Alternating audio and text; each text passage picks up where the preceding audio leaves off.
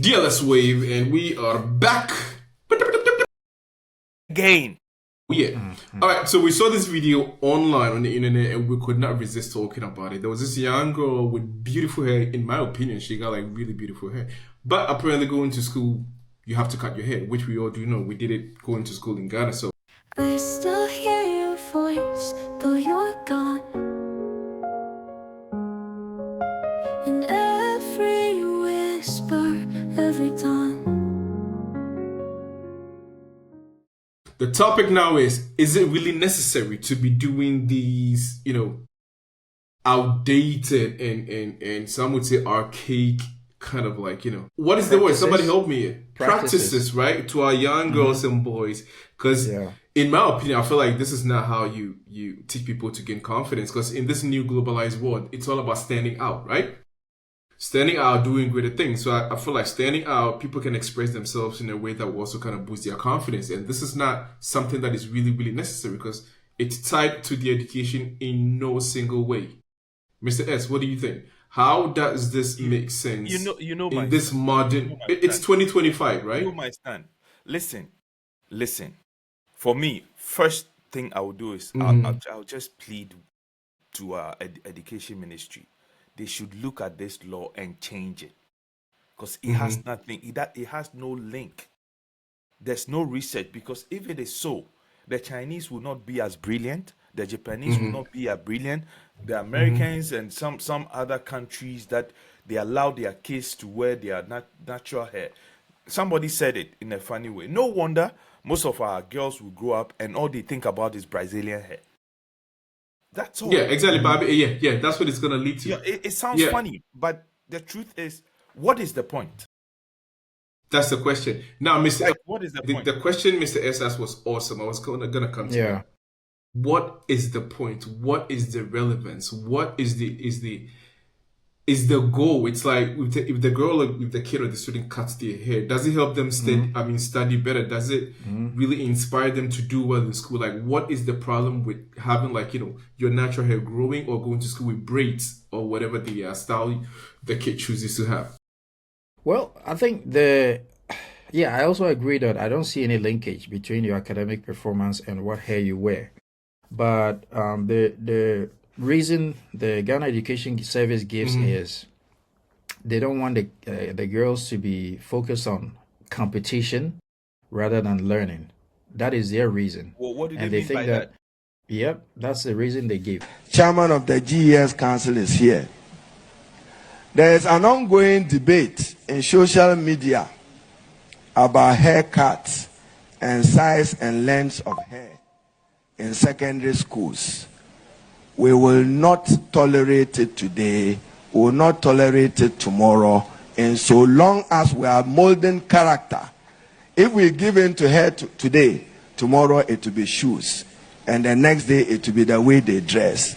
Therefore, as part of our disciplinary measures, headmasters and GES, you are accordingly empowered to take full control of how students behave on your campuses. So anybody who thinks that your child will walk into any institution of learning as if that child, forgive my words, was to attend a beauty contest, the school environment is not for that purpose and not cut for that purpose, and would not tolerate that as an institution. But I think that I also don't agree that people should be forced to cut their hair. But I think where the where the restriction should be is like you can't go and spray your hair different color, those wild stuff, like cut a mohawk, those kind of things. Yes. But if it's your natural hair and you want to grow it long, but you keep it tidy, I think it should be fine. Should be fine. No, but look at it this way. Sometimes you can't help but to compare, right? There are other countries. How many countries are there in this world? And how many allow their children to go to school without cutting their hair? And what has been the product that is coming from those schools? And if you claim it is for competition, how many competition do you see from those schools? You understand? I don't see the need. Yeah, but do you know there are people that are going to be like, oh, yeah, right. It's a cultural thing. You guys, It is not looking cultural at thing. things. It No, was, but that's what I'm saying. Hold on. listen. I don't Okay. let you finish. It was put there by the colonial masters. It is there. Go back and go read. It is there. I don't need to. Yeah, let me touch upon that. It says, listen, in the British colonial era, African students were stripped of identity. Both to cut their hair, wear European clothes, and speak perfect English to appear civilized. Short hair became a symbol of obedience to colonial authority. So sadly, decades later, we're still policing our kids with those same standards, just under Ghanaian uniforms instead of British ones. Let them be. So, let our children No, be. so hold on, give me a sec. Don't our leaders know this? Why are they still practicing it if they knew it was from the colonial era? It was meant for more about, I think it was more like, it's more about control and authority, right? It's not about discipline. It takes a strong will. It takes a strong will. If you notice a problem, it takes strong will to say, I'm changing it. Especially those leaders we have currently, most of them were brought up from that generation. So they don't see anything wrong with it. You understand? They don't. Yeah, for me, honestly, if the kid, hold on, yeah, because sorry. that is their mindset. That is how they were brought up. They fear authority. They fear to change stuff. That is why we are in the hole we are today. There are so many things we should be changing as a group of people. Yeah. Because the world is moving towards a certain direction. How do we safeguard our kids in school? When they go to school, they don't break the bounds. They don't do other. Those are the most important things. Her hair has nothing to do with her education. Okay. And other countries. No, I cannot calm down. It is. Listen, it is heartbreaking. If you look at the video. Listen, even the kid was literally in tears, right? She was in tears. Yeah. So for me, I was about to use the same word. It's trauma, right? You traumatizing the kid. Look at the trauma I go through. Right? Every time if I have to go somewhere and take my head off, like my hat off, it's not easy for this side. Yeah, I get it. So that's what I'm saying. That I mean, if the kid or if the student wants to go and get a haircut, by their own volition, right? I mean, volition, that's fine. They want to do it on their own terms. I want a haircut, that's great. But forcing somebody to do that with tears in their eyes, like you said, that is pure trauma, right?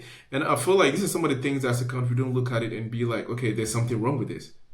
Because some folks would be like, oh, like you said, it's going to create competition, right? All these kids are going to come with different hairstyles. Other kids are going to be looking and wanting to do the same thing.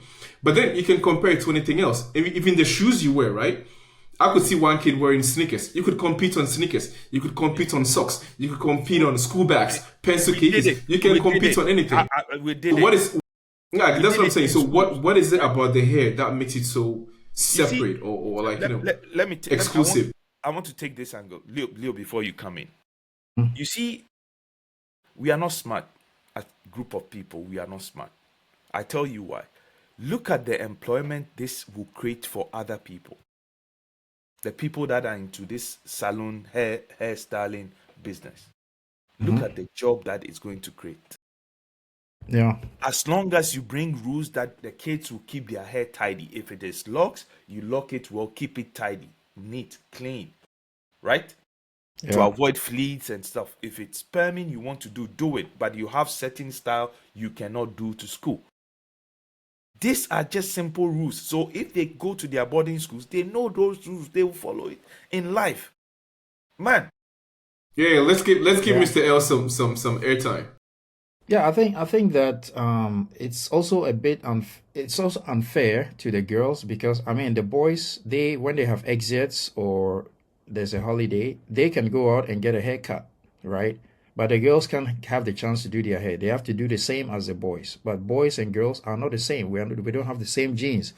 The same things don't interest male and female. We have different needs, right? So why would the boys be allowed to satisfy their need of getting nice haircuts, whereas the girls are not allowed to go get that salon experience, wash your hair, put some cream inside and all that kind of thing? Like I was saying, nothing crazy, but I think there should be a standard that this and this and this are accepted as long as you keep it tidy. You know what Yeah, I but mean? So I don't think usually. I mean, because like we've seen it all around the world. People, if you're a student, you understand what the protocol is, right? You cannot maybe color your hair, stuff like that. You know, like I Yeah. said, there are certain extremities that will not be allowed.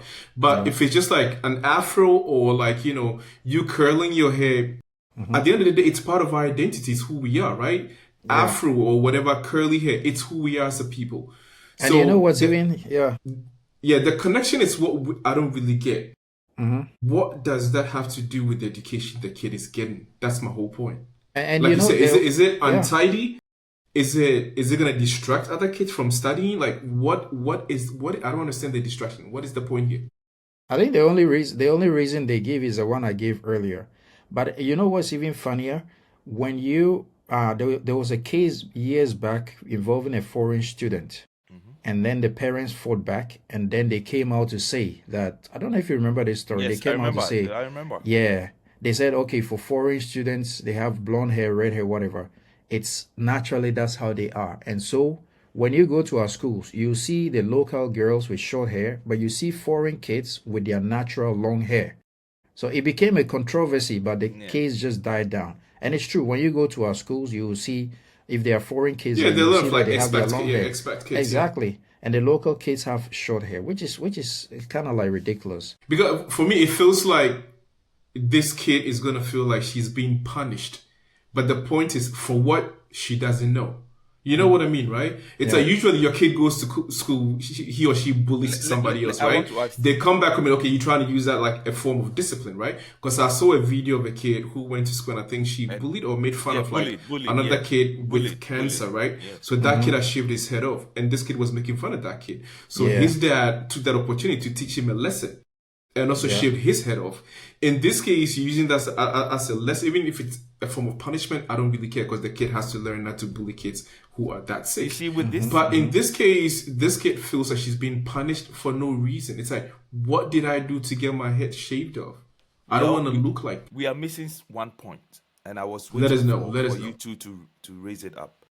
She had the same hair. She wrote her exams, and she qualified. She passed to that school. Yeah, but that's the question that I was asking. I don't get the link between hair and education. She had that same long hair. Yeah. Wrote her exams, the most difficult for her to pass to that school. She got the grades. So that alone tells you that hair, whichever shape you keep it, has nothing to do with your intellect. Yeah, we know that because we're in China. We say it time and time again. We've seen, I mean, our kids go to Chinese schools. They go whatever hair they want. We braid them sometimes. We leave it afro sometimes. We do twists sometimes. The Chinese local kids, the same thing. They braid them. They got super long hair. I mean, Mr. L here, his kids got like really, really long, almost to the waist, right? She braids it. She puts it in a bun. Nobody cares. As long as the kid is having the education she's supposed to have, what does that got to do with anything, right? Yeah. So I think it's about time we change these kind of like, mindsets. It has no positive, like, what you call it, benefit for society. What's the point in keeping this going on? The thing we say, the school no get water. There's not enough water to shower, not even for washing your hair. So again, misplaced priorities, right? Yeah. Misplaced priorities, to be honest. So fix the water situation, not the hair situation, right? Yeah. Anyways, we're going to leave it here to you guys. We know you guys are going to have like different kind of comments and be like, oh, it's been a tradition, it's been a culture, we've been practicing for a long time. Why change it? But like, Kwade would say the song, Emre Daniel Hubi. Yeah, you have to go with the times. I mean, if you're not really losing anything and there is more harm in that thing you're practicing than good, what's the point in keeping it going? And we all know, if you do a bit of research, that it's really embedded in our colonial past. Is there any time we let this go? All right, leave your comments down below. DLS out. See you on the next episode. Get rid of the shackles.